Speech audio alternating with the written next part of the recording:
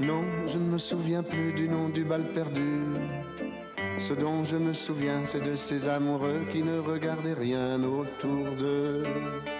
Il y avait tant d'insouciance dans leurs gestes émus. Alors quelle importance, le nom du bal perdu.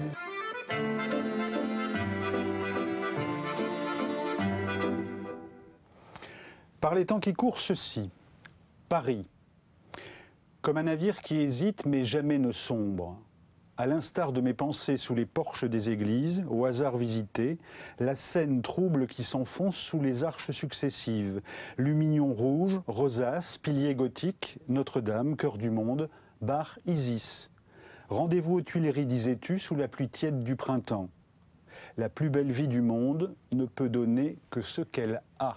C'est signé Xavier Borde. Xavier Borde est poète et son livre, son recueil s'appelle La Pierre Amour. C'est publié dans la collection Poésie chez Gallimard. C'est Des mots de minuit, c'est le numéro 526, c'est le magazine de Culture Box. En voici le sommaire. Les figures du mal sont plurielles. On les nomme aujourd'hui guerre, barbarie, terrorisme. Elles drainent leur cohorte de monstres et de fauves surgis d'un vieux monde sans idées qui se meurt. Ce clair-obscur est le décor du livre d'Ingrid Desjours, prémonitoire d'un sombre vendredi 13. Nicolas Klotz a quelques références. Bresson, Bergman, Gruber, Satyajit Ray, Ravi Shankar ou Brad Meldo. Sa carrière fouille les temps modernes et autant de questions humaines qui disent toujours la blessure, la seule, l'ignorance de l'autre. Pretty Tall Girls, c'est anglo-saxon en diable, mais c'est électro-rock et français, Ponywax. Deux invités donc aujourd'hui, avec vous Nicolas Klotz, avec vous Ingrid Desjours. Je vais faire un peu de profilage, si vous voulez bien. Ingrid Desjours écrit des thrillers. Hein. Le dernier a pour titre Les Fauves. C'est dans la collection La Bête Noire chez Robert Laffont. C'est le premier titre d'une nouvelle collection oui. Chez Robert Laffont. Profilage, parce que comme vous écrivez des thrillers et que vous connaissez la psychologie appliquée à la criminalité, je vais demander à l'un à l'autre de répondre à quelques-unes de mes questions. Nicolas Klotz, vous êtes réalisateur de cinéma, de documentaires. Vous avez réalisé des films pour Culture Box, ça tombe bien. Mais j'ai deux ou trois questions pour essayer de vous cerner. Il y a quelqu'un qui est une jeune cinéaste qui écrit ceci: chez moi on n'avait pas le droit de regarder la télé, elle était enfermée à clé, il fallait ruser avec mon frère pour la trouver. Dès que mes parents partaient, on se précipitait sur la télé. Cette réalisatrice, c'est une jeune femme qui se trouve être votre fille, qui a de qui tenir, parce qu'elle fait aussi du cinéma. C'est vrai qu'il n'y avait pas la télé chez vous ? Ou vous l'enfermiez, que vous en priviez les enfants ? À certains moments, oui. Je crois qu'elle a même jeté la télé par la fenêtre une fois. Ouais, parce qu'elle passait en boucle. Et en fait, c'est parce que c'était couplé avec les Game Boy. Vous voyez, c'est un jeu vidéo. Donc c'était soit la télé, soit la Game Boy. Et à un moment donné, on devait être en plein travail et on n'en pouvait plus. Et du coup, D'accord. Question suivante de la même réalisatrice. À la même époque, j'ai vu Pulp Fiction de Tarantino. Je m'étais caché sous le siège d'une voiture pour y aller parce qu'on me l'interdisait. Vous êtes tortionnaire ? Ah non, mais là, Elena, elle invente. C'est l'interview des Inrocks ou un truc comme ça, non ? C'est une interview que j'ai trouvée d'elle. Quelque part, oui, non, mais elle raconte des choses qui sont... Non, jamais. Télérama. Télérama, c'est oui, Télérama. Jamais. Et c'est mon père, après le bac, qui m'a dit: pense au cinéma, ça rassemble tout ce que tu aimes. Ça, c'est vrai. Ça, c'est vrai. Mais Pulp Fiction, non. Non, mais j'imagine en plus. Hein. On apprend dans cette interview que son film de référence absolu, c'est La Sentinelle d'Arnaud Desplechin. On l'a vu ensemble. Ouais. C'est le film qu'elle met au top niveau. Je continue avec votre profilage à vous. Qu'est-ce que vous faites aujourd'hui, depuis qu'on s'est vu sur Des mots de minuit? Qu'est-ce que vous avez fait d'important? Enfin, les deux ou trois choses que vous retenez de ce que vous avez fait. On a fait un long métrage avec Elisabeth Perceval qui s'appelle Low Life, qui est un film qu'on a fait après La Question humaine. C'était votre trilogie, hein? Ouais. Voilà, et Low Life, c'est un film pour nous qui était extrêmement important. Donc long métrage. Et ensuite, il y a eu un passage. Il se trouve qu'on m'a proposé plusieurs fois de faire des films par rapport au théâtre. Donc il y a eu un film avec Juliette Binoche, Mademoiselle Julie, un documentaire sur le Festival Avignon. Ça, c'était Mademoiselle Julie, c'est pour France 2. Ouais. France 2. Et de plus en plus, là je suis en train de travailler sur un scénario écrit par Yannick Hanel, qui se passe pendant la Révolution française. Un film à gros budget, comme on dit. Je suis là-dedans, mais avec Elisabeth, je pourrais dire que quasiment tous les jours on tourne des choses pas nécessairement produites. Elisabeth Perceval, hein, Ouais. qui est Voilà, votre... on établit une méthode de travail où on peut tourner tout le temps avec une petite caméra et on fait beaucoup de choses voilà, dans des économies très minimales. C'est très passionnant. Avec Hanel, vous avez déjà fait des installations, vous faites aussi des installations avec Elisabeth Perceval. Vous avez travaillé sur le théâtre avec elle, vous avez monté votre maison de production quand vous avez fait votre trilogie. Alors il y avait La Blessure, on vous avait reçu pour ça, pour La Blessure. Sur Low Life et sur Enel, je pensais au dernier roman qu'il a écrit, on a là des questions sociales ou sociétales, hein, pour faire chic, on dirait sociétales, c'est-à-dire qu'il y a le portrait d'une génération, les 25-30 ans dézingués ou fracassés. Hein, et là, ça fait écho. Est-ce que vous aussi, ce sur quoi vous travaillez, Ingrid Desjours, c'est-à-dire, là, pour le coup, dans Les Fauves, vous parlez aussi de cette société française dans laquelle certains veulent être croisés, ouais, hein, pour défendre l'Occident chrétien, et où d'autres deviennent terroristes. Alors, il y a... Bon, pour le coup, il se trouve que ça comment dirais-je, c'est en pleine actualité, mais...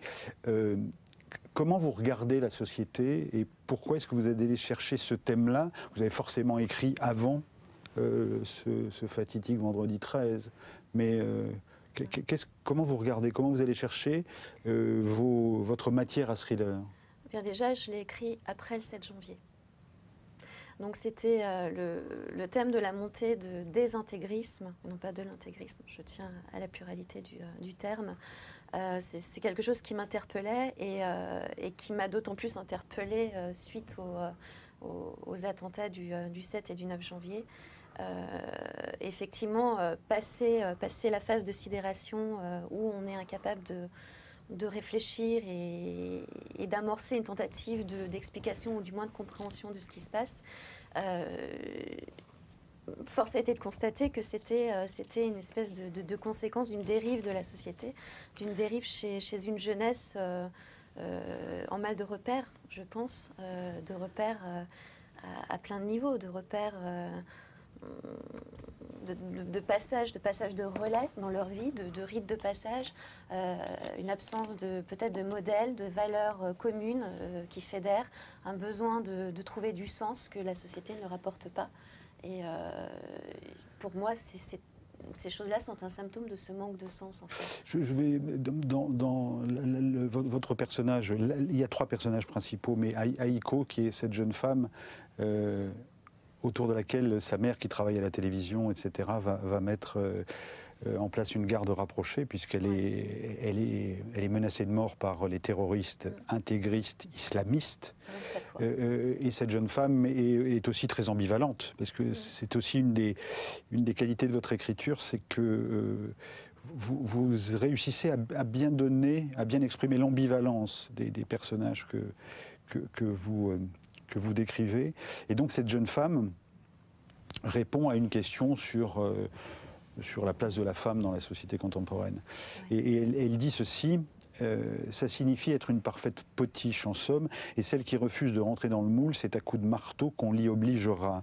Tout est fait pour que les femmes se haïssent dans ce monde de merde. Elles doivent être jeunes, minces, s'arracher tous les poils pour ne pas choquer les acheteurs de rasoirs. Elles doivent se récurer, se peinturlurer, se décolorer, se mettre des fringues et des chaussures inconfortables qui les empêcheront de courir si on les poursuit. Maintenant, il y en a même qui se ratiboisent le sexe au scalpel ou se font décolorer l'anus pour ressembler aux actrices porno. Voilà la société folle dans laquelle on vit et qui génère des monstres. qui génère des gamins qui s'ennuient entre iPhone et Nike et plaquent tout pour aller se faire sauter en Syrie, dites-vous. Alors peut-être s'il y avait un peu plus de femmes fortes pour servir de modèle à ces gamins paumés, éduqués par des hommes à la virilité bon marché, je n'aurais pas eu besoin de créer NERF, NER, qui veut dire ? Nos enfants resteront en France. Voilà. Donc, Nicolas, dans le passage que je viens de lire, et pour le coup, Aiko est très énervée, donc elle est dans sa colère, et on voit bien comment on peut basculer. Ce portrait générationnel que vous aussi, vous avez cherché dans Low Life, qu'est-ce qu'elle dit? Comment vous la voyez, cette jeunesse, vous? Quelle jeunesse? Les 25 ans enfin,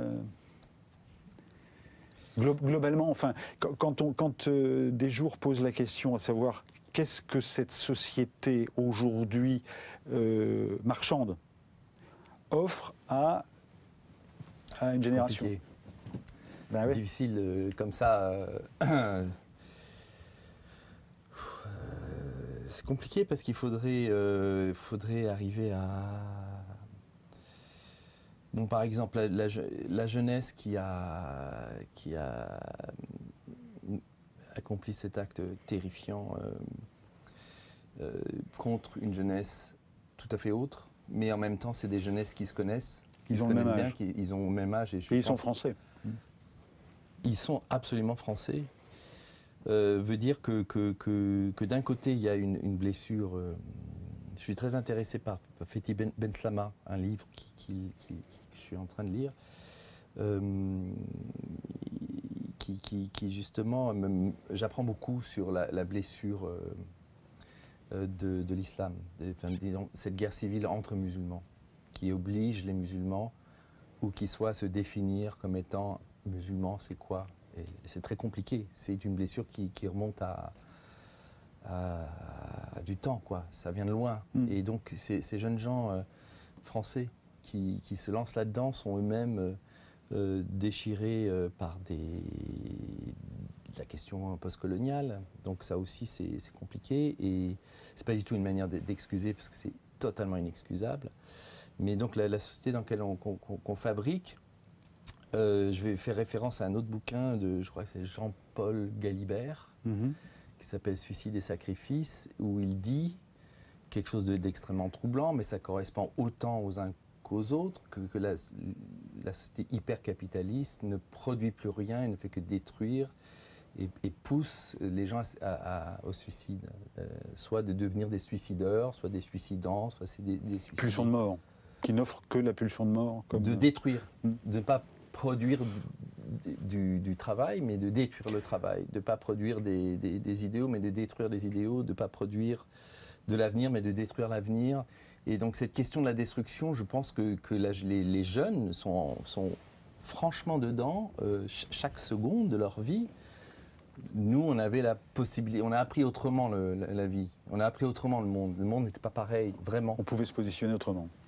Complètement. De part et d'autre du mur, ou d'un mur, par exemple. Oui, mais il y a toujours des murs. Ouais. Donc, c'est pas parce que le mur de Berlin est tombé qu'il n'y a pas 10 fois plus de murs aujourd'hui. Sauf que le marché est globalisant. Enfin bon. Ingrid Desjours, comment est-ce que vous travaillez l'information? Autrement dit, comment vous vous documentez? Comment je me documente? De plusieurs façons. Déjà, pour écrire ce livre, après le 7 janvier, enfin, pendant ces événements-là, j'ai été comme tout le monde, enfin, comme beaucoup de personnes, littéralement scotchée aux chaînes d'infos en continu, voilà, en étant complètement dans une espèce de passion, au sens étymologique du terme. Et quand est venu, oui, et quand est venu le besoin d'en parler et de comprendre, j'ai fait tout l'inverse de cette réaction, de cette surréaction. En fait, j'ai coupé l'émotionnel véritablement et j'ai cherché l'information via des témoignages de personnes qui avaient été en contact avec des recruteurs pour le djihad, avec des familles donc qui ont été aux prises avec des adolescents. Qui se sont radicalisés. Que vous remerciez à la fin de votre livre d'ailleurs. Oui, j'ai aussi cherché des infos sur toutes sortes de sites internet de tout pays confondus pour justement couper ce que je trouvais. Et puis j'ai essayé aussi de comprendre la psychologie de ces gens-là. J'ai vraiment essayé de faire une démarche non pas d'interprétation qui est forcément biaisée, qui est forcément filtrée par de l'émotionnel, mais véritablement d'analyse, autant que faire se peut, objective. On va parler de Lars dans une minute. Alors Lars, c'est cet homme qui revient de la guerre, qui est polytraumatisé de la guerre et qui est garde du corps, et qui est garde du corps de Aiko dont j'ai parlé il y a une seconde. Je voudrais terminer un peu le profilage vous concernant. Oui. J'ai vu que vous aviez écrit 14 romans. Une dizaine? 9, je crois. 9, bon, voilà. Bon, j'ai lu 14. Mais j'en ai 5 en tête. Vous en avez 5 en tête. Voilà. En plus, je crois que j'ai lu ça sur votre site. Donc, ah oui? Ah ouais. Ou sur votre page Facebook, je ne sais plus. Mais enfin bon, une dizaine de romans. Oui. Quel est votre rapport à la psychologie et à la ce que vous appelez la psychocriminalité, autrement dit la psychologie appliquée aux criminels, qui a en vis-à-vis la victimologie. Mais vous êtes plutôt dans la psychocriminalité. Oui. Quelle est l'origine de ça? Bien, mes études et mon premier métier, tout simplement, puisque j'ai fait des études de psychologie, psychopathologie appliquée à la criminologie, enfin la criminalité, et que j'ai pratiqué pendant quelques années à Bruxelles, en fait, en tant que criminologue. C'est un raccourci, un criminologue. J'étais psychologue spécialisée en criminologie. Voilà mon intérêt. Mais par contre, quand on s'intéresse justement à la criminalité, il faut d'abord s'intéresser à la victime. Non pas en prenant en charge la victime comme peuvent le faire d'autres personnes qui sont spécialisées en victimologie, mais en s'intéressant au profil de la victime pour savoir, pour essayer de comprendre qui a pu s'attaquer à cette personne, quelles étaient ses habitudes, qui pouvait lui en vouloir, est-ce que c'est un de ses proches qui s'en est pris à elle. Voilà, donc victimos et criminaux sont toujours très liés. Et j'ai vu que dans votre travail d'avant l'écriture, vous aviez, enfin j'imagine que vous interveniez en entreprise, et j'ai noté que vous faisiez de l'intervention sur la gestion des personnes difficiles dans le cadre du travail. Il y avait aussi une intervention sur faire face au harcèlement moral. Et puis une troisième chose qui va nous ramener à votre écriture, c'est la question de la prise d'otage. Mais donc là, il y avait comment est-ce qu'on gère une personne difficile dans les relations de travail? Mais ça tout dépend de la typologie de personnalité de cette personne difficile. Tout dépend si on a affaire à si on a affaire à un patron difficile, comment? Ouais, mais qu'est-ce qu'on met dans le terme difficile? En quoi la personne est difficile? Est-ce que c'est une personnalité hystérique, narcissique? Est-ce que c'est ce qu'on appelle communément, voilà, ce nouveau truc à la mode, un pervers narcissique? Est-ce que c'est un psychopathe? Voilà, tout dépend de qui on est. Comment fait-on quand on a un patron psychopathe? C'est compliqué parce que le patron psychopathe, si c'est vraiment un psychopathe pur et dur, il n'y a pas grand-chose à faire. Après, il faut quand même savoir que justement en entreprise et à certains postes à responsabilité, voire en politique aussi, il y a beaucoup de psychopathes qui réussissent dans ces milieux-là, en tout cas de personnes qui ont de forts traits psychopathiques qui réussissent parce que justement ça demande une ambition, ça demande une capacité à couper avec ses émotions, ça demande quelque chose d'implacable et aussi une capacité à séduire socialement qui est aussi une des cordes qu'ont ces personnes à leur arc. Ah ben nous voilà rassurés. Voilà. Bon, alors revenons à Lars, oui. L'un des personnages l'un des fauves. Oui. Lars est un polytraumatisé, un vétéran de la guerre. Je voudrais vous montrer un extrait d'un reportage d'Envoyé spécial de novembre 2013. On est aux États-Unis et il y a une statistique aux États-Unis qui montre qu'un vétéran sur 4 souffre de ce qu'on appelle un syndrome post-traumatique. Donc on revient d'Irak ou d'Afghanistan. Avant c'était de la guerre 14, mais ça ne s'appelait pas forcément comme ça, même si Freud a beaucoup parlé de ça. Écoutez le témoignage d'anciens marines sur la vie d'après.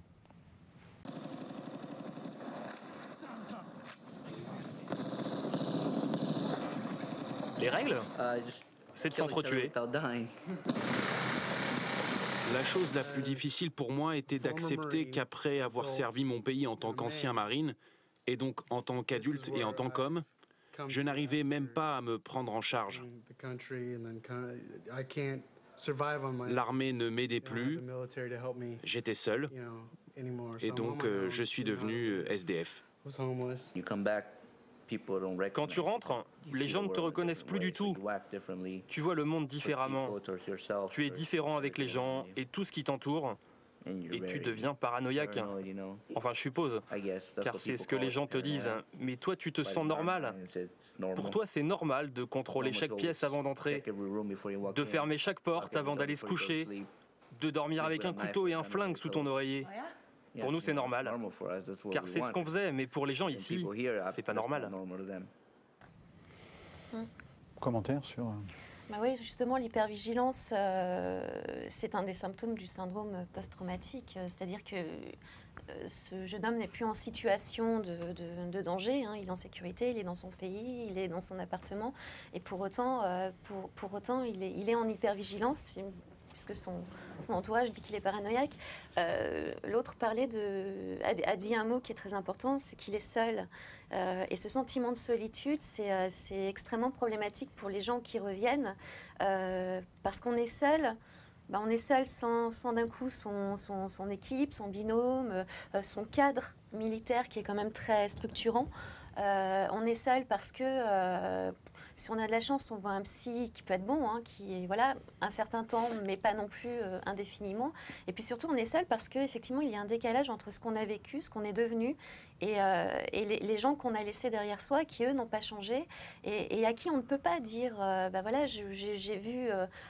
j'ai vu une explosion qui a tué un ami, j'ai vu tel autre qui hurlait de douleur parce qu'on a dû l'amputer, etc. On ne peut pas raconter, c'est pas possible. Et en fait, le fait de ne pas pouvoir mettre des mots avec des proches, avec un entourage, ça isole complètement. Voilà ce que vous écrivez à propos de Lars, qui est donc cet ancien combattant, devenu garde du corps de Heiko. Et ils se sont battus, on parle des anciens combattants, ils se sont battus en anonyme, en fantôme, en oubliés d'une société qui les connaît à peine, les reconnaît encore moins et détourne les yeux de ces zombies qui menacent de lui ravager le cerveau avec leurs souvenirs d'un monde qu'elle préfère ignorer. De sorte que, à l'instar de Lars, ils déambulent au fur et à mesure que la Grande Muette les recrache dans le monde civil, plus ou moins décorés, jamais bien préparés parce que désormais déconnectés de tout ce qui jadis leur rendait la vie belle. Ils errent au milieu des vivants, des inconscients, d'animaux si sociaux qu'ils en sont dénaturés et leur paraissent dégénérés. Impuissants derrière les barreaux de leur cage mentale, tels des lions qu'on a trop cherché à dompter, des fauves tristes qui ne croient plus en la liberté et s'en souviennent à peine, ils assistent au baroud d'honneur d'un monde décadent.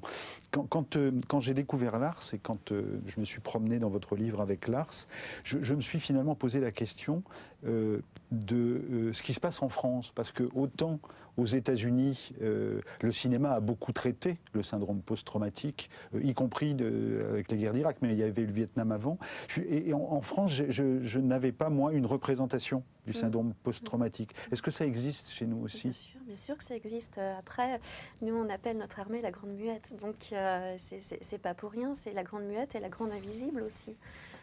Effectivement, moi, je côtoie pas mal de militaires ou d'anciens militaires. Tous ne sont pas heureusement traumatisés, mais effectivement, il y a une espèce de pudeur qui quelque part est imposée, en fait. C'est-à-dire que on n'en parle pas, on dit rien, et puis surtout, je crois effectivement qu'en France, on ne veut pas savoir. Puis on n'a pas le même rapport à notre armée et aux militaires qu'on peut avoir aux États-Unis, où quand même ils ont une espèce de statut de héros qui n'est pas confortable. Si on en croit le reportage, là, ils ont beau être des héros, ils peuvent se retrouver SDF, mais en tout cas, ils sont peut-être plus visibles que nous, et en même temps, peut-être aussi que ça les empêche peut-être de faillir encore plus et de témoigner de leur fragilité qu'ici en France. Mais oui, en France, ça existe, oui. Peut-être qu'il faudrait, en vous écoutant, là, je me dis, en regardant ces images, je me dis une chose, c'est qu'il y a quand même une énorme différence entre, c'est l'Amérique, entre ceux qui sont partis en France pendant la guerre en 1939, parce que la guerre ils étaient victorieux. Là, ce qui est terrifiant dans ce qu'on voit, c'est que cette guerre en Irak a été un tel échec, C'est que l'idée d'exporter la démocratie, donc les valeurs dont a priori ils sont élevés là-dedans, ils vont là-bas et ils détruisent tout. La démocratie... Ils incarnent la défaite. Ils incarnent une défaite et aussi de leurs propres valeurs démocratiques. C'est que c'est une catastrophe, cette guerre, ce que ça a provoqué après. Donc ils sont porteurs de ça. Le Vietnam, c'est un peu pareil, c'est un échec. Et donc on commençait à parler des syndromes post-traumatiques psychologiques sur ces guerres-là. Sur ces années-là. Alors qu'en 14-18, par exemple, quand on voit le travail des cinéastes italiens, les Giannichian, qui ont fait une trilogie sur la guerre, notamment, ils ont beaucoup travaillé sur les blessures, les gueules cassées. Donc on voit, ça se voit et il y a des images. Et c'était autre chose. Là, la violence, elle est aussi celle de l'effondrement de l'idée d'une démocratie, qu'elle serait exportable. On voit bien que c'est absurde. Ce que vous dites d'ailleurs dans votre livre, alors, ce qui est assez, vous l'avez déjà souligné d'ailleurs tout à l'heure, c'est il y a des intégristes des deux côtés. Et vous terminez avec l'intégrisme croisé. Enfin, des croisades, hein, croisé, c'est-à-dire l'intégrisme de ceux qui vont combattre Daesh à titre privé. C'est-à-dire que ce n'est pas une armée qui y va, ou ce n'est pas une coalition internationale. C'est ça que je veux dire. Pourquoi est-ce que vous avez eu besoin de rééquilibrer le terrorisme islamiste qui est quand même central dans votre proposition, dans votre roman? Je n'ai pas eu besoin de rééquilibrer, ça s'équilibre tout seul en fait. C'est quelque chose qui existe. Je fréquente beaucoup les réseaux sociaux et je constate effectivement une montée d'un intégrisme de tradition catholique en réponse à l'intégrisme de tradition musulmane, on va dire. Avec certaines valeurs et certains...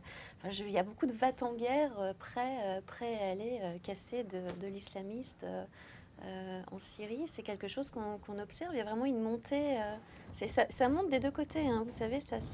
L'un appelle l'autre, finalement. Et on ne parle que de l'un, on ne stigmatise que l'un, qui est tout à fait stigmatisable en l'occurrence, je trouve. Bien sûr.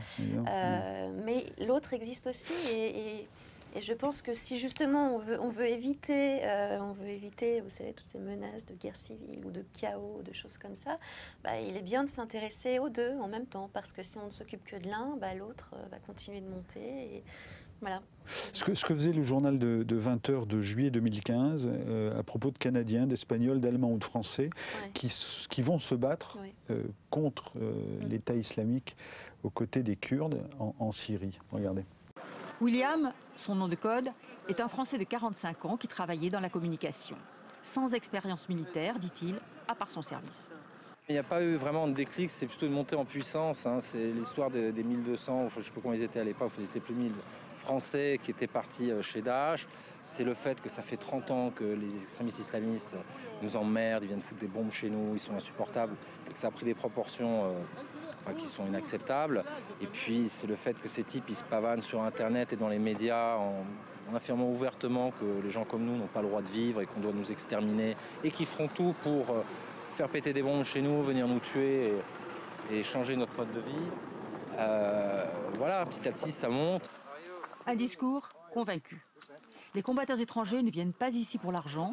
Nourris, logés, ils nous disent ne pas toucher de salaire. Damien, 20 ans, arrive de Normandie. En France, il a essayé d'intégrer l'armée, la Légion étrangère, sans succès. Alors, il a pris la route. C'est toujours la routine en France, une vie de robot, j'aime pas. C'est pas fait pour moi. Vous avez besoin d'adrénaline ? Ouais, j'aime bien tout ce qui est action, adrénaline, tout ça et tout, donc ouais. Juste le fait d'être au fond, on kiffe quoi. C'est quoi votre livre, hein, on pourrait... Ah ouais, non mais c'est exactement ça, mais je pense qu'au-delà du besoin d'action et d'adrénaline, il a besoin d'une place. Il a besoin de trouver sa place, ce jeune homme, comme ses ennemis qui sont nés en France, comme d'autres comme lui.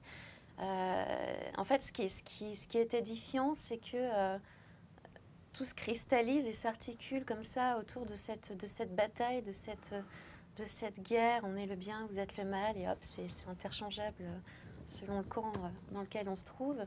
Et finalement, en fait, pour moi, c'est vraiment où est notre place? Où est notre place? Tout à l'heure, on parlait de la place des femmes dans la société. Ce qui m'interpelle, c'est que certaines jeunes femmes, jeunes filles, dont les mères, pour se rebeller, portaient des mini-jupes, un maquillage outrancier. Voilà, ces jeunes filles renoncent à leur liberté de femme pour aller en Syrie, pour aller épouser, ou ailleurs, pour aller épouser un barbu qu'on va leur assigner et mener une vie d'esclavage et de contrainte. C'est-à-dire qu'en fait, elles ont une espèce de renoncement à leur liberté. Pourquoi ? En fait, elles sont en recherche d'une place et prises entre eux, et pour les jeunes hommes, c'est pareil, à mon sens. Ils sont pris entre des injonctions, trop d'injonctions, trop de modèles qu'ils ne peuvent pas atteindre. Et finalement, ils n'arrivent pas à être. Et vous savez, c'est un peu comme l'anorexique dont on dit qu'en fait, il ou elle mange rien, c'est-à-dire mange du rien. L'inanition. Voilà, parce qu'il y a une telle abondance de choix, on a tellement devancé ces moindres désirs qu'en fait, mon seul espace de liberté va être dans l'absence, justement, de désir. Et bien là, j'ai le sentiment de quelque chose d'assez similaire, c'est-à-dire que finalement, je n'ai ma place nulle part, il n'y a pas de sens, il n'y a pas de spiritualité, il n'y a que de l'avoir, de l'apparence, de la violence. Et bien, puisque c'est ça et que je ne trouve pas ma place, parce que même pour les jeunes filles, on leur propose un modèle où la femme doit être forte, assumer tout plein de choses, etc. Mais on ne leur en donne pas les capacités, on ne leur donne pas les moyens. Donc ces jeunes filles se disent, eh ben moi je choisis de renoncer à mes droits. Mon droit à moi, il va être dans mon absence de droit. Et les garçons, c'est comme s'ils se disaient, eh bien voilà, je n'arrive pas à trouver ma place, je n'arriverai pas à faire ma vie dans ce monde. De toute façon, je n'ai pas de perspective d'avenir. Eh bien, je choisis la mort. Voilà. On a vraiment ce sentiment. Dernière citation de ce livre, dont je recommande évidemment la lecture. Vous dites ceci, et je trouve que c'est l'un de vos talents, c'est-à-dire que vous réussissez toujours à décaler un tout petit peu le propos. On est dans un thriller, c'est un thriller, donc, mais il y a toujours cette intelligence que vous avez de nous offrir la possibilité d'une réflexion. Ceci, par exemple, qui est, je crois, en la circonstance, c'est l'une des femmes qui travaille avec Kaiko, donc dans son association, pour éviter que les jeunes aillent se pervertir là-bas. Et cette femme dit, je suis d'origine algérienne et je suis athée, complètement athée. Oh, je sais, ça peut surprendre. Beaucoup de gens s'imaginent que sous prétexte qu'on est arabe ou même juif, on a le gène de Dieu chevillé au corps. C'est faux. J'ai été élevé dans un milieu intellectuel, j'étais fille de prof et je le suis devenu à mon tour. J'aime la science, la littérature, la philosophie. C'est ça ma religion et j'ai élevé Sarah, ma fille, comme cela. Alors, bon, on a l'impression que c'est évident ce que vous dites, ouais. Sauf que c'est à dire. Et pour le coup, c'est à écrire. Hein. Une question sur ce qui vous a amené au thriller. Qu'est-ce qui fait, vous, la psychologue, que vous avez eu envie de remuer tout ça, quoi. Ces choses qui sont quand même de l'ordre de de la psychopathologie sérieuse et grave. Qu'est-ce qui a fait une rencontre? Sa vie dans les yeux d'une poupée, hein. C'est chez Plomb, c'est l'un des titres précédents. Ouais. Non, mais en fait, j'ai toujours aimé écrire. Ça a toujours été quelque chose qui était en moi. Et il se trouve qu'après avoir arrêté la crimino, j'ai eu d'autres expériences dans d'autres pays un certain temps. Et quand je suis rentrée en France, j'ai rencontré celui qui allait être mon premier éditeur et avec qui j'ai amorcé une discussion. Et on en est venu ensemble à se dire qu'effectivement, écrire peut-être ce genre de livre avec mon expérience professionnelle et ce que je connaissais de la psychologie, pourrait donner du corps à des histoires. Voilà. Et pour moi, c'est un moyen effectivement de sonder un peu plus certains aspects de l'âme humaine, mais aussi de partager, et c'est vraiment ce que j'ai ressenti avec les Fauves, de partager aussi une ébauche de réflexion commune avec les gens qui voudront bien me lire. Voilà, essayer de réfléchir ensemble, de comprendre ensemble, et peut-être En fait, moi, ce qui me ferait plaisir, c'est de me dire que voilà, les gens qui vont lire mon livre vont construire une réflexion en dehors de ce qu'ils voient un peu partout sur Internet ou à la télé, avec moi ou contre moi, peu importe, mais en tout cas qu'ils en sortent aussi avec une autre réflexion, un autre point de vue. Je voulais simplement vous signaler, et j'en laisse tomber mon carnet, Puctou, c'est le premier volume dans la série noire de Doha, qui est un pseudo, un Death on Arrival, et qui pour le coup montre la situation, mais en Irak et en Afghanistan, hein, c'est-à-dire là où vous envoyez vos jeunes se battre. Et je vous signale aussi, mais ça je l'avais critiqué sur demonminus.fr, c'est Une Antigone à Kandahar, d'un auteur indien aux États-Unis, qui est aussi un texte sur toutes ces problématiques du terrorisme et surtout du regard qu'on peut avoir sur l'autre et de la place qu'on trouve ou qu'on ne trouve pas dans la société qui nous accueille ou dans laquelle nous vivons. Est-ce que vous avez un objet avec vous? Oui. Quel est-il? C'est pas que je vais vous faire un geste obscène, c'est ma bague. Voilà, c'est ma bague. Je vous en parle? Ah ben oui, parce que...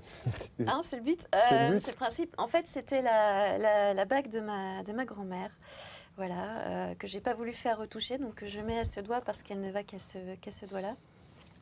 Et en fait, on lui a fait faire cette bague pour ses 90 ans. Et en fait, elle a pu en profiter un mois.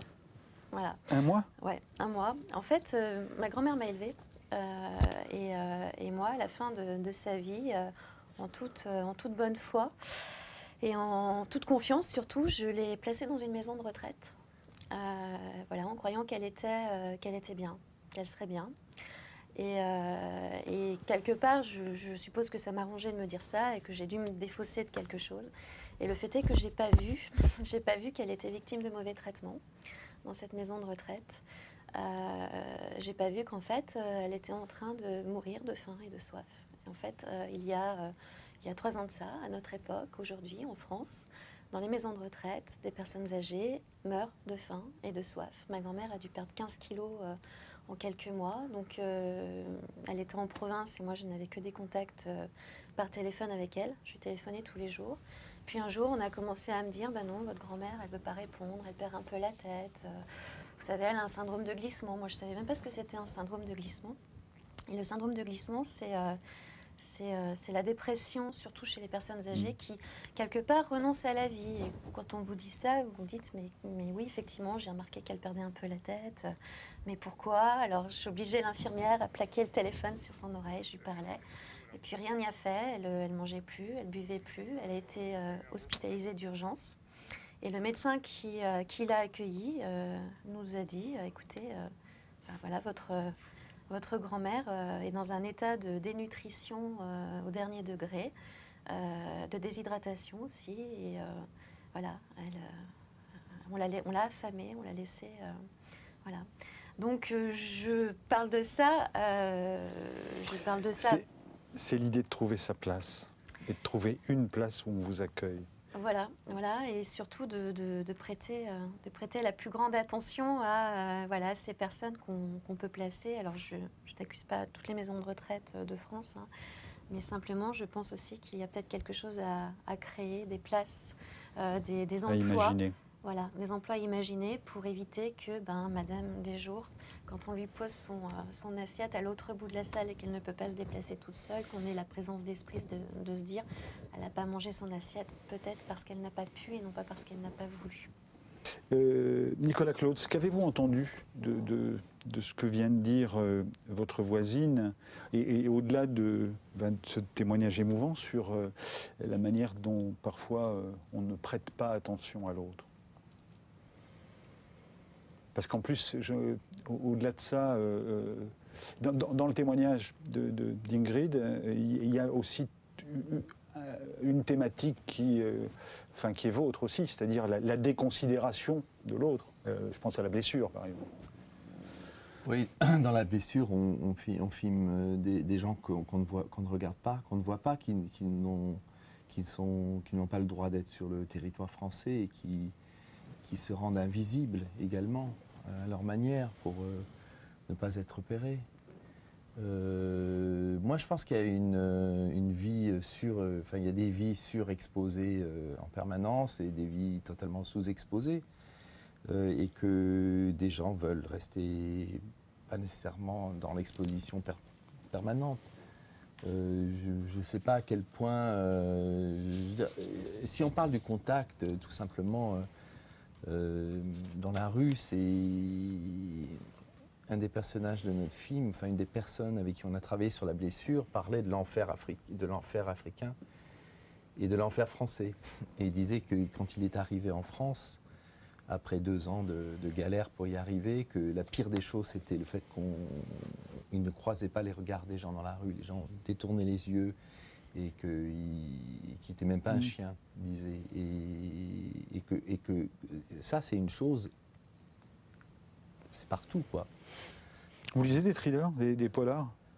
Je ne suis pas tellement lecteur. Je regarde beaucoup de films, mais j'admire beaucoup les écrivains et je me dis, c'est un monde qui rivalise tellement avec le cinéma que j'arrive pas à mélanger les deux. Je peux pas rentrer. Je ne lis pas de romans et c'est un grand tort. Elisabeth me dit que je serais. Vous avez lu Belle de Seigneur quand même. Oui, parce qu'on a travaillé au théâtre. Je lis pour le travail. Je devrais lire plus de romans parce que je pense que ça développe beaucoup de choses, mais je sais pas. Une pause musicale avec de l'électro-rock à la française, c'est Ponyhawks. On les imagine facilement avec un nom pareil, ou anglais ou américain. Ils sont parisiens. Et Nicolas Kerr est leur chanteur charismatique. On les recevait en mai 2008 dans Des mots de minuit. Ils chantaient à l'époque Pretty Tall Girls. Musique.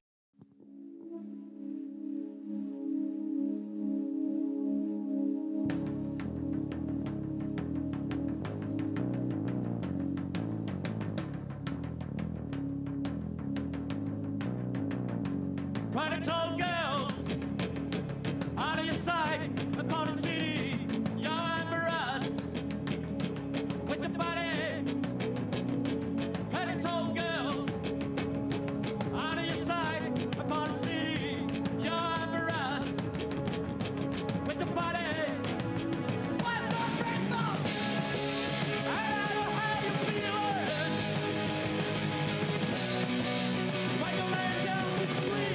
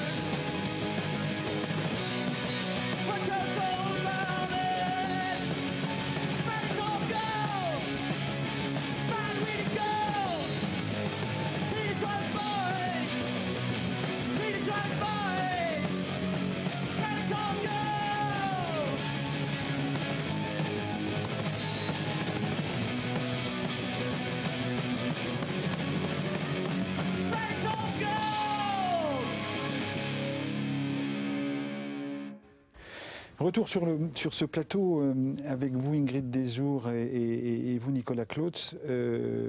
Vous avez rencontré un bonhomme pour Culture Box qui s'appelle Romeo Castellucci. Alors, on l'a déjà eu dans des mots de minuit.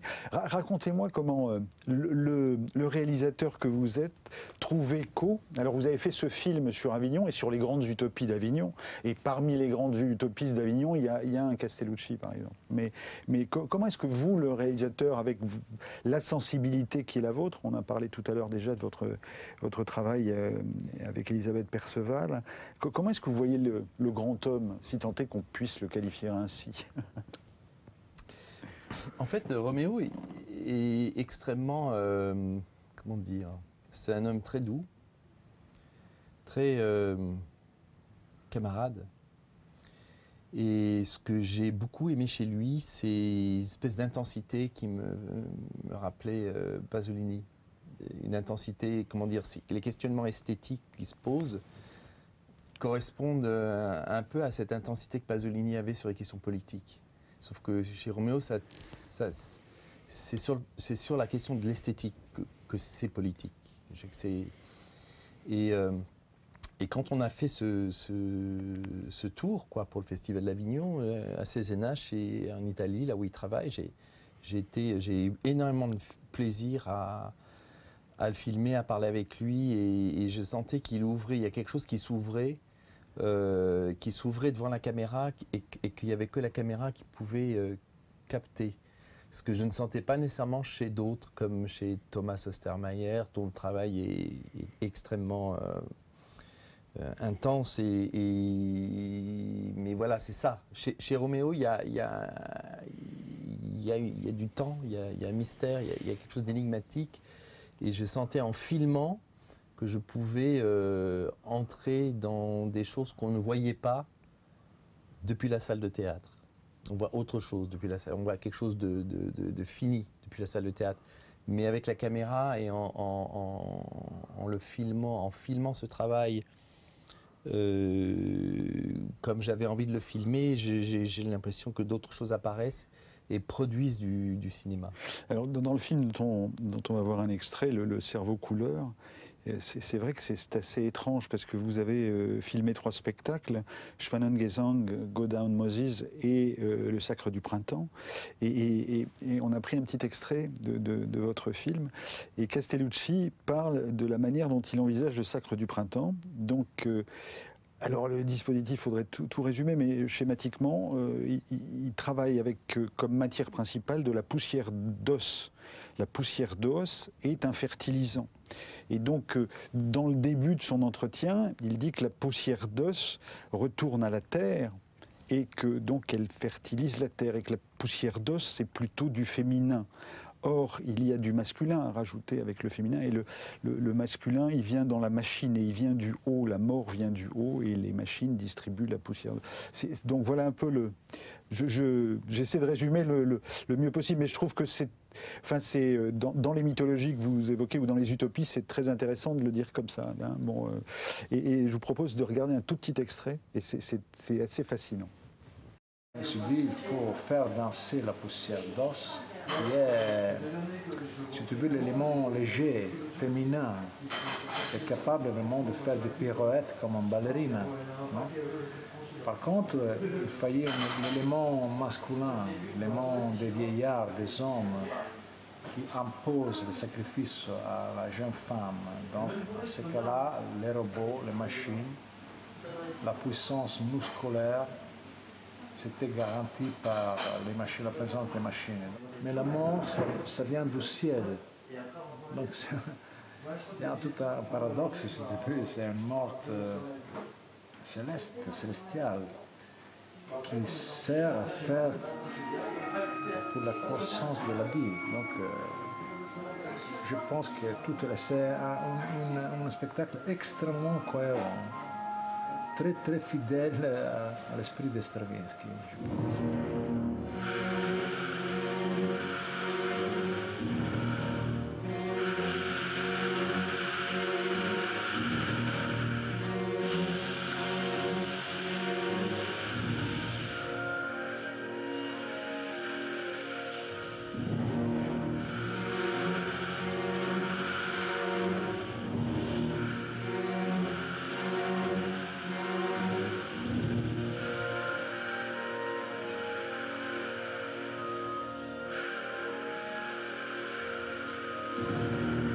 Incroyable installation hein, par rapport à ce spectacle-là et la poussière d'os que l'on voit. Et la présence de la technologie aussi. Hein. Et Castellucci, dans votre film, dit que la technologie, c'est un cheval de Troie contre la nature. Alors, ce que je me disais, comment est-ce qu'on fait, puisque vous transmettez les concepts et la vision de Castellucci. Comment, je me posais la question, et ça a à voir avec la société aujourd'hui, la société contemporaine, ça a à voir avec les intellectuels que nous sommes. Comment est-ce qu'on met à portée? Or, vous, comme cinéaste, l'une de vos ambitions, c'est forcément de transmettre, donc de mettre à portée. Comment est-ce qu'on porte un regard et donc une œuvre comme celle de Castellucci, par exemple? C'est-à-dire que moi, je suis peut-être beaucoup plus égoïste. Je ne sais pas expliquer, j'ai pas de discours en fait sur pourquoi, comment transmettre, etc. J'avais envie de filmer et de découvrir en filmant et en montant pourquoi j'avais envie de le faire. Et je crois que c'est parce que se connecte, alors je ne sais pas, c'est ma vision hein, de son travail, mais c'est parce que ça se connecte avec des tas de choses qui me passionnent, qui tournent un peu autour de ce que vous disiez sur la technologie et sur, disons, le monde post-Auschwitz, le monde après Auschwitz, qui n'est pas le même que celui d'avant. Aujourd'hui, avec cette guerre civile dans le monde musulman, c'est encore autre chose qui arrive. Et donc, chez Roméo, il y a une espèce de rapport au temps qui est tellement vaste, où en quelques minutes, on peut passer de la tragédie grecque à la technologie la plus contemporaine, à l'intelligence artificielle, et puis Schubert, et c'est pas du tout une espèce c'est pas pour jouer avec des formes, c'est quelque chose parce que puissamment le temps est habité par tout ça.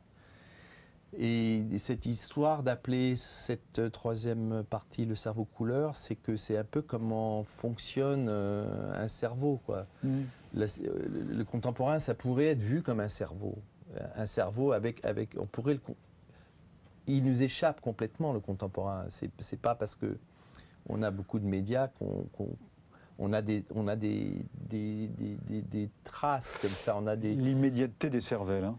Alors que le cerveau et toutes ces connexions et le rapport au temps, comment le temps fonctionne, ou les temps différents peuvent fonctionner dans un cerveau. Le contemporain fonctionne de la même manière. Et dans le travail de Roméo, ça se voit. Moi, je le vois. Ces connexions entre différents espaces-temps avec lesquels il travaille. Sur Moses, c'est très flagrant, puisqu'il raconte à partir d'un fait divers d'une jeune femme qui a avorté dans les toilettes. Qui accouche dans les toilettes d'un McDonald's. Il va parler de Moïse et de sa mère qui a abandonné Moïse dans le Nil. Pour le sauver. Pour le sauver lui et pour que lui sauve l'humanité. Et pour que lui sauve l'humanité, oui. Et il dit que c'est un délire. Il dit que c'est un délire, et que cette femme délire. Et en même temps, on croit souvent ce qu'elle dit est vrai. Et en même temps, c'est un délire. Et donc il s'interroge sur ces mythes qui nous construisent, avec lesquels on construit le contemporain. Je voulais parler de la transmission. Donc vous dites, bon, moi, c'est pas forcément une question que je me pose.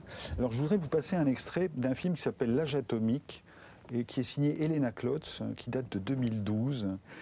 C'est une errance de deux gamins dans une ville, et puis ils finissent par sortir de la ville pour essayer, justement, dans la nature, dans la forêt, dans les bois, de finir par la possibilité de trouver sinon une rédemption, du moins une possibilité autre. On regarde un petit extrait, puis après je vous interroge sur la transmission. Celle-là. Regardez.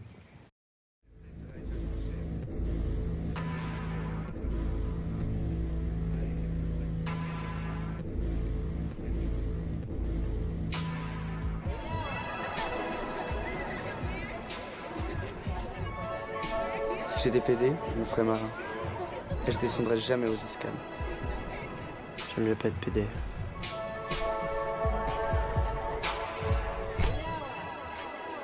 J'ai un secret à te dire. Tu veux savoir? T'as choisi de venir avec moi plutôt que de partir avec cette fille. Hé! Ta gueule! C'est mort!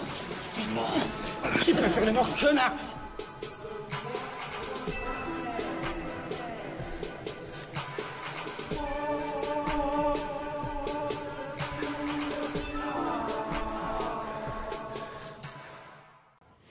Là, j'aimerais vous poser une question.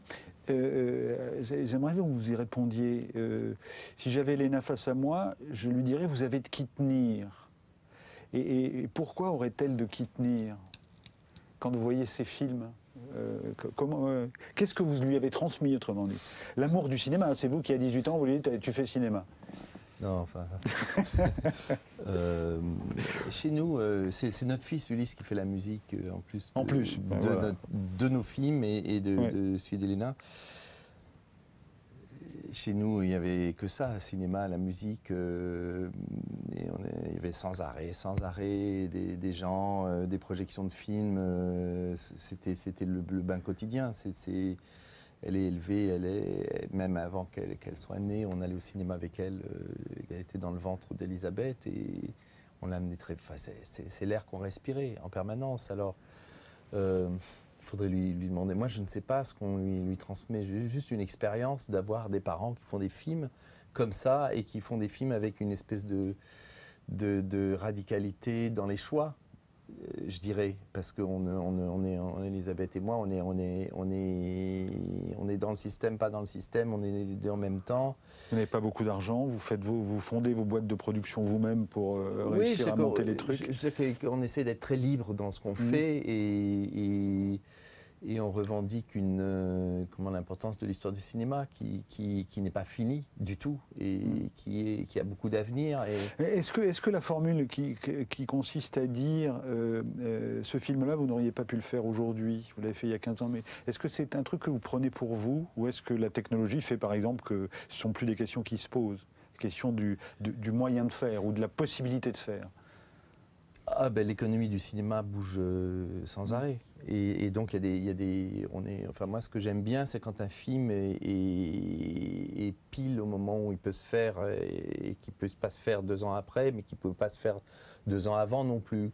Ce qui est compliqué avec le cinéma, et c'est tout le paradoxe et qui est passionnant, c'est qu'il y a des films, on les a dans la tête pendant 5 ans, et puis ça prend 5 ans, 6 ans, alors du coup, on a bougé pendant ces 5 ans.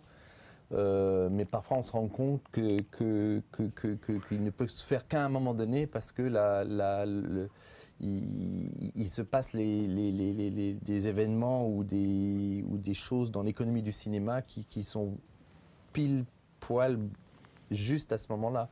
Donc le film garde une espèce de vivacité et l'idée qu'on assiste à un film en train de se faire, non pas à des formules qu'on répète. C'est un peu ça, les formules qu'on répète en permanence et qui alourdissent et qui fait que ce qui va surtout au cinéma, c'est les gros salaires et non pas cette espèce de force qu'avait la nouvelle vague, par exemple, de pouvoir faire des films rapidement. Votre sujet aujourd'hui, c'est quoi ?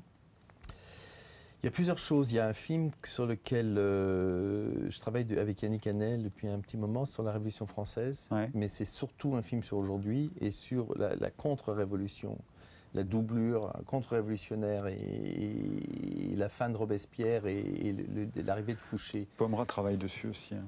L'arrivée de Fouché, et c'est un film avec Mathieu Amalric, Charlotte Rampling, Clotilde M, Esther Garel, beaucoup d'acteurs, Alex Descas, beaucoup d'acteurs que j'aime, beaucoup, et on cherche une forme très contemporaine, même si le film est en costume.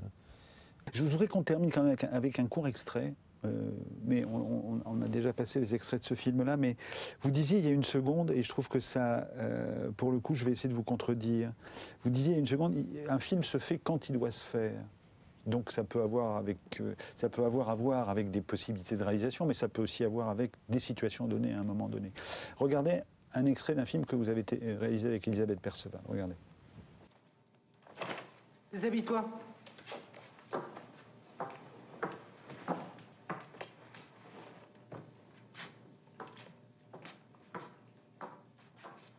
Vous êtes bien Makengo Morissette, né le 28 février 1976 à Kinshasa, République démocratique du Congo. Ouvre la bouche. Lève les bras. T'es enceinte? Oui, de 5 mois. Ta jupe. Baisse ta culotte. Tous. Hé, je te parle. Oui, c'est le nom du passeport. Il m'a permis à fuir le pays. Mon vrai nom est Bombissa Blandine. Je suis née le 12 mai 1978. J'ai donné mes papiers d'épouse de militaire. Pourquoi le policier les a gardés? C'est pas mon problème, je l'ai déjà dit. Ça me regarde pas. Déshabille-toi.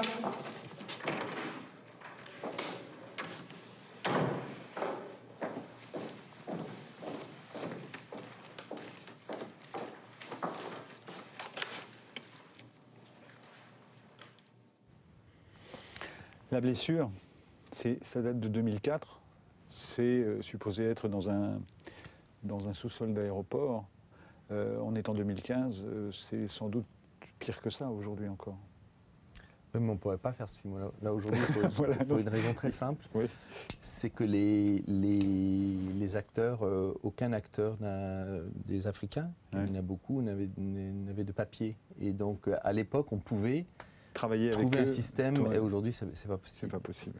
Donc, voilà. Mais je sais que c'est vrai pour très longtemps. Ça, ce qu'on vient de voir, ce qu'on ne voit pas là, puisque la scène continue. Mais ce que vous avez proposé d'exposer comme ça, c'est vrai pour longtemps. On imagine. Est-ce que vous avez un objet avec vous? Oui, j'ai un objet, bien sûr. C'est un peu lourd, comme ça, mais c'est... vous êtes venu avec le matériel, vous, hein? Je tourne tout à l'heure. Ah, voilà. Donc vous êtes sur la route. Je tourne tout à l'heure. C'est une caméra. C'est une caméra Blackmagic. Hein? Voilà. Donc avec ça, on fait du cinéma.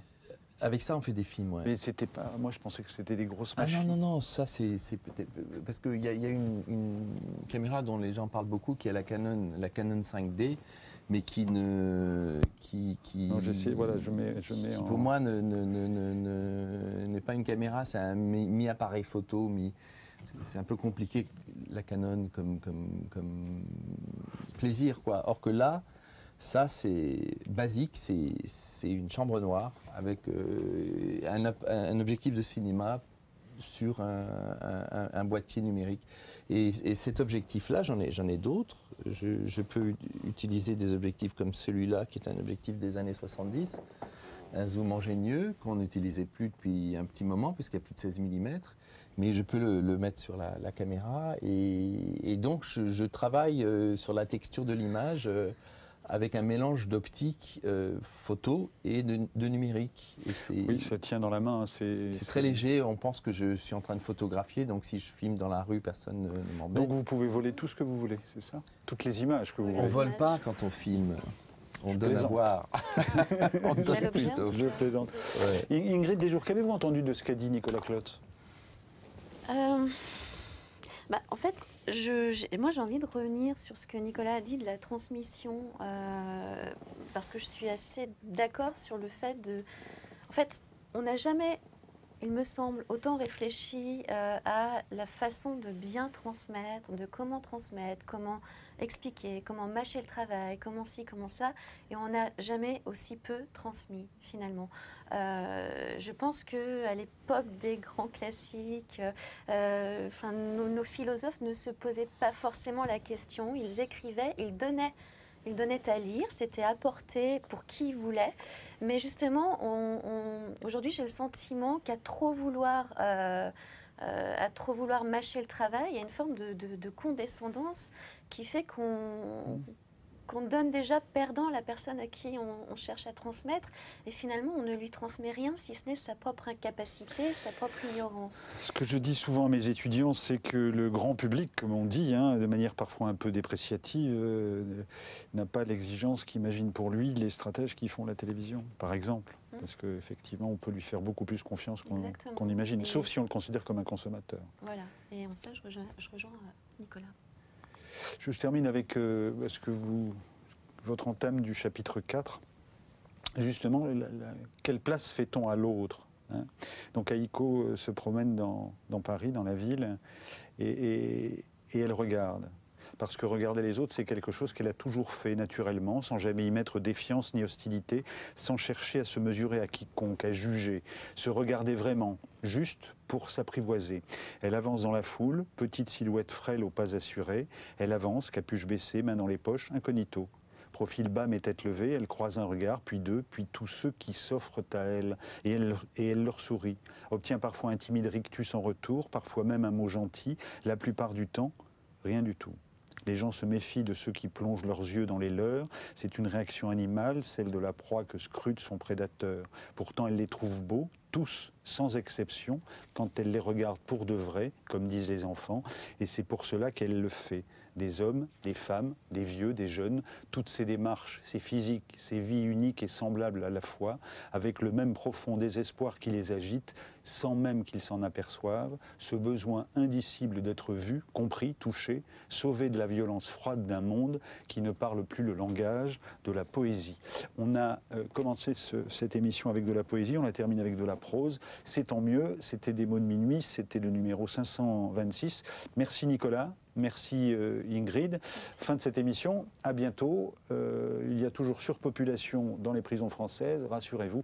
Et la peine de mort n'a toujours pas été abolie, aux États-Unis notamment. À bientôt. Non, je ne me souviens plus du nom du bal perdu. Ce dont je me souviens, c'est de ces amoureux qui ne regardaient rien autour d'eux. Il y avait tant d'insouciance dans leurs gestes émus. Alors quelle importance, le nom du bal perdu.